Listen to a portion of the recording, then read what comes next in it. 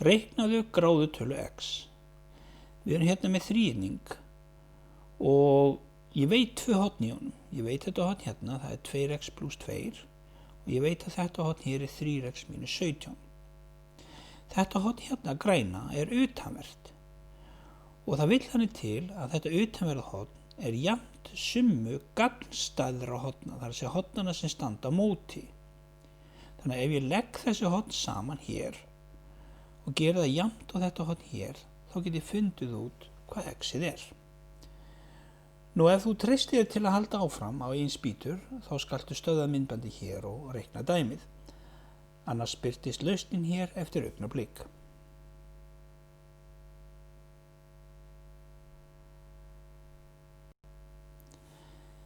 Við eigum að reikna gráðutölu x.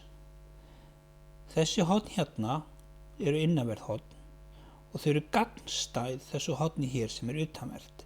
Gagnstæð þýðir að hornin standa á móti þessu utanverða horni. Nú, ef ég legg þessi tvö horn saman þá er það jafnt og þetta horn hér. Ég set þá upp jöfnu. Þetta horn pluss þetta horn er jafnt og þetta utanverða horn. Hér er jafnan mætt. 2x + 2 pluss 3x - 17 er jafnt og þetta utanverða horn, 4x + 12.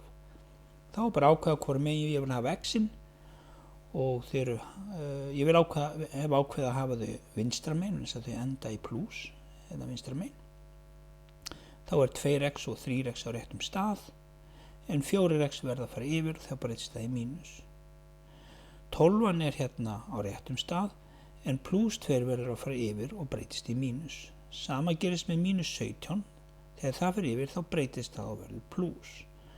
Þannig að við erum þá með 2x + 3x - 4x er jafnt og 12 gráður - 2 gráður + 17 gráður. Nú út úr x-unum fæ ég 1x, þannig að ég þarf ekki að reikna það meir. En út úr gráðunum fæ ég 27 gráður, þannig að 1x er þá jafnt og 27 gráður.